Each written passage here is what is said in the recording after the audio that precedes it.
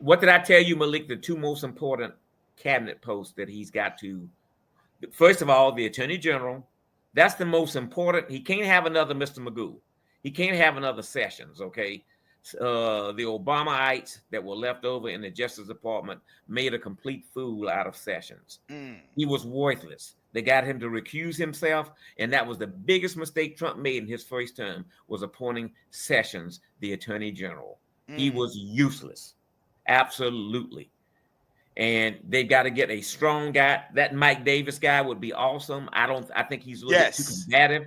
I would love for him, but he's got to have a bulldog. He's got to have a pit bull. I would get Ted Cruz. I would get Ted Cruz. Ted Cruz is not. He's too valuable in the Senate. The more I think about it, Mike Lee from Utah might be good, but it's got to get. You got to have somebody that's got to go in at least 2 levels down and get rid of all the Obama trash. Okay, these people got to be removed. Then the next person is got to be the head of the CIA, the director of the CIA. You got to get rid of that woman. I don't know if she's still there. The person that he appointed in 17, she backstabbed him in the back. She knew that when they floated that letter saying that the Biden laptop was Russian collusion. She knew that the FBI had that. She signed off on that letter that came from the former CIA people and the current CIA people, and said that that open letter saying that it was more than likely a Russian part of a Russian trick or whatever, and it was misleading, or they were engaging in Russian interference in the election. Well, as we know, that laptop, the FBI knew that laptop was authentic all the way back to 2019. Yeah.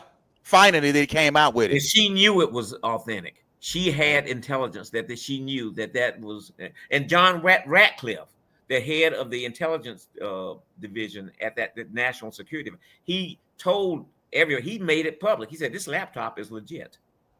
And the media ran with it and all that. And they still censored people who tried to bring that forward and said that was true. To me, it seems like they kind of shook, but she's trying to hold her demeanor together and trying to hold herself together like she's this strong lion out there that's going to still pursue Donald Trump with this lawfare.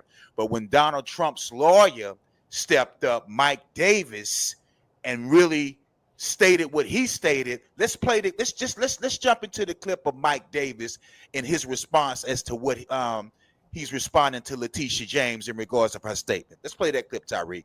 Let me just say this to Big Tish James, the New York Attorney General.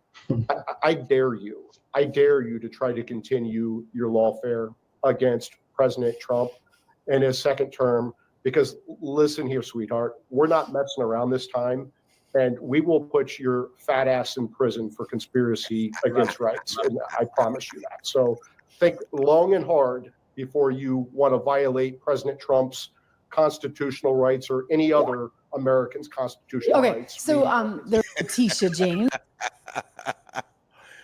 Let's clear that off the screen now, Big D. We got the gist of it. So he made his response.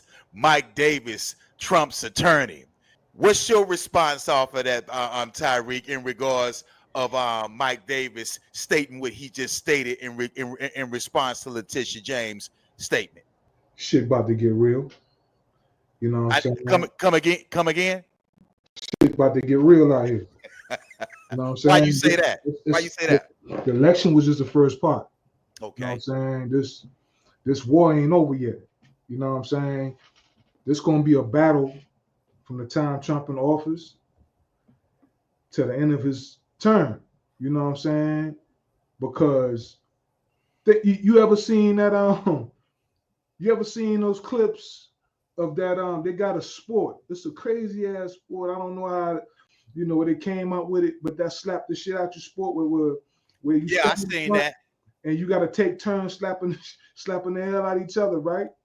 So they took their swing back.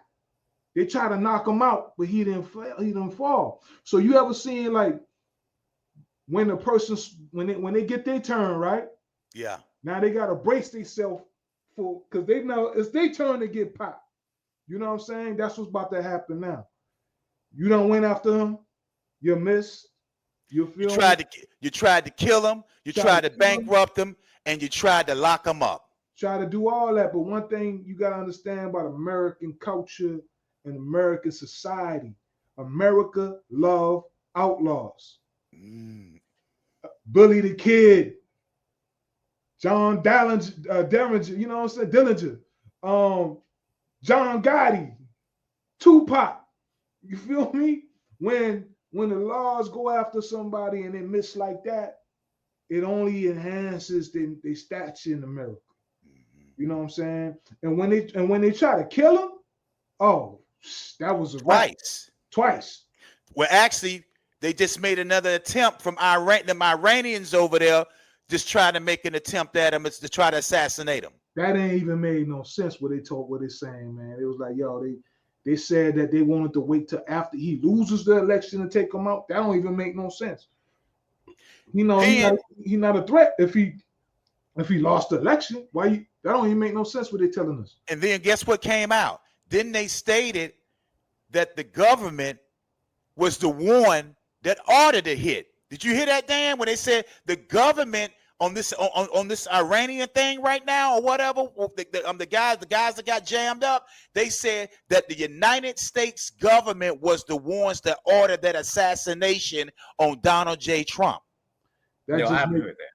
That just makes him even more, you know what I'm saying, his legendary status just goes up just by doing stuff like that, because that's what America like. You even see the world when Putin said it himself. He was like, man, I like the way he handled himself when they tried to kill him. He said, that's a real man. This is what Putin said. I want to sit down and talk to him. Well, you know, Putin is a part of that KGB. He's a part of that Russian mafia too. Yeah, you understand, man. Allegedly. I mean, you gotta understand, man. Donald Trump, he got his names on buildings in New York. In order to do what he did in New York, he had to go through some gangster shit. I'm just being real. Donald Trump's mentor was Roy Cohn. He was a vicious. He was a vicious piece. He was dealing with the mobsters and everything.